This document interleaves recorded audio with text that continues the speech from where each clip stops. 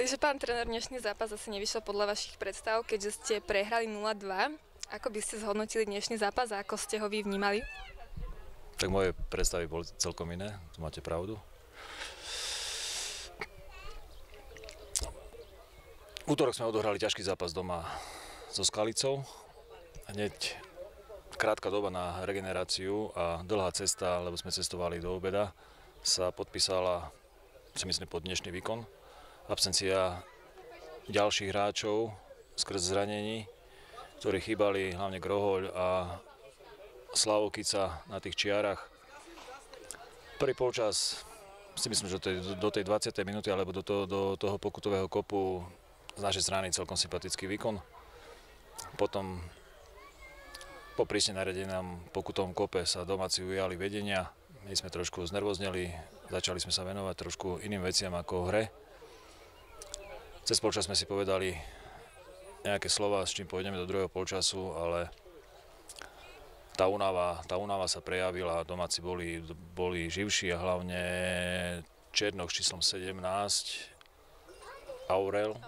Aurelien. Si myslím, že dnes to bol jeho zápas a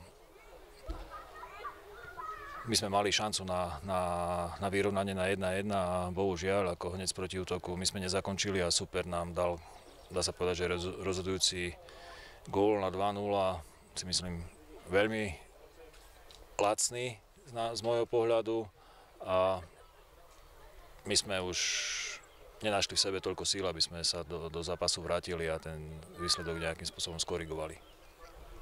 Napriek tomu, že tento týždeň bol taký nabitý zápasmi, tak ako ste sa nejak špeciálne pripravovali na supera z Osenca? Tak nejaká špeciálna príprava nebola, určite.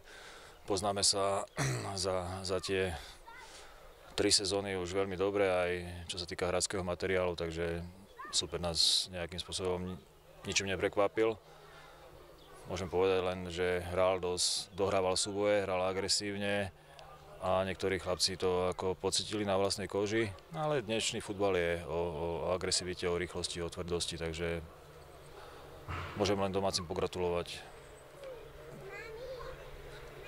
k dobrej hre, ktorej sme im umožnili aj my svojim pohybom, svojim nasadením, ale gratulujeme im k 3 bodom. No cestovali ste z druhej strany republiky dneska, asi celý deň.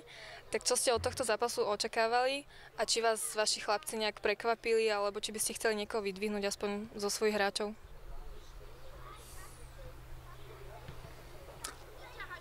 Neprekvapili ma.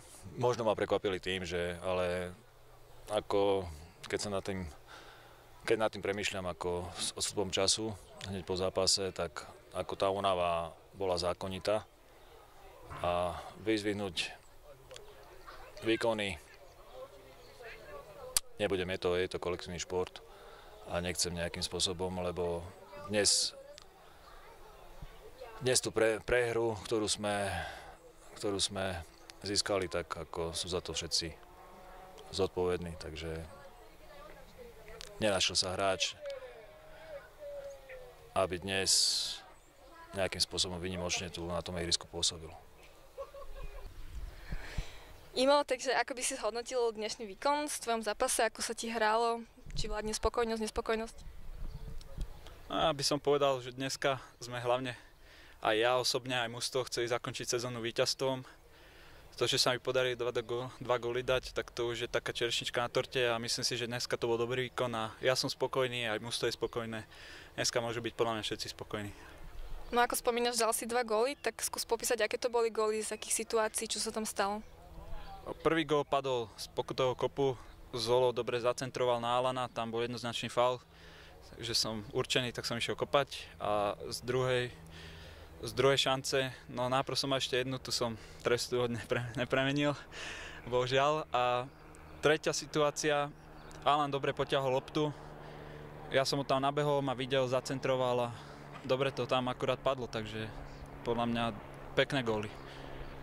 No dnešný zápas bol ten posledný v dnešnej sezóne a skús taký sumárny pohľad na celú sezónu, aj jar, aj jeseň, tak ako si to ty vnímal? No jak hovoríš, to presne na jeseň a jar. Tá jeseň bola taká rozpačitá zo začiatku dobré výkony, potom už neviem, či dochádzal dých, alebo čo, prišli slabšie výkony a skončili sme na 7. mieste. Cieľ bol do 6. miesta v jarnej časti, to sme naplnili. Prvé 4 zápasy sme odohrali celkom slušné, potom prišli tie prvé nadstavbové zápasy, tie boli také oťukávacie s východom, ale myslím si, že potom sme sa chytili, podali sme dobré výkony. Potom zase prišiel taký útlm a zase sme to zakončili s dobrými výkonmi. Takže tak, na takých 50% spokojnosť. No je možné, že tento zápas bol pre teba tým posledným v drese SK Senec? Možné to je, ale teraz príde najprv dovolenka a potom sa uvidí, čo bude ďalej. No lebo prednedávnom vyšiel jeden článok, kde si spomínal, že už je čas odísť, takže či ťa odtedy aspoň niekto kontaktoval, alebo či si dostal nejaké ponuky, že kde to teraz stojí? Všetko boli len také oťukáčky, lebo ešte len teraz vlastne si začali skladať kádre všetci, takže uvidíme, čo príde, čo bude, neviem, uvidíme. To len také oťukávačky všetko. Dobre, tak v poslednom rozhovore si nechcel prezradiť, nakoľko gólov si trúfaš? Že či už prišiel ten čas to povedať, alebo aspoň či sa ti to podarilo splniť, alebo nepodarilo? Ani ja neviem, koľko si dal, ale tak to, či si spokojný s tou streleckou bilanciou. No keď si to zoberiem tak spätne, tak myslím si, že ešte od 3-4 góly som mohol dať viac z tých šancí, čo som mal, ale zase toto je najplodnejšia sezóna v mojej kariére, takže som spokojný určite. No čaká vás teraz dlhšie voľno, či ho plánuješ aj aspoň že nejako že individuálne trénovať, alebo úplne že vypneš a kam ideš na dovolenku, čo sa chystáš robiť?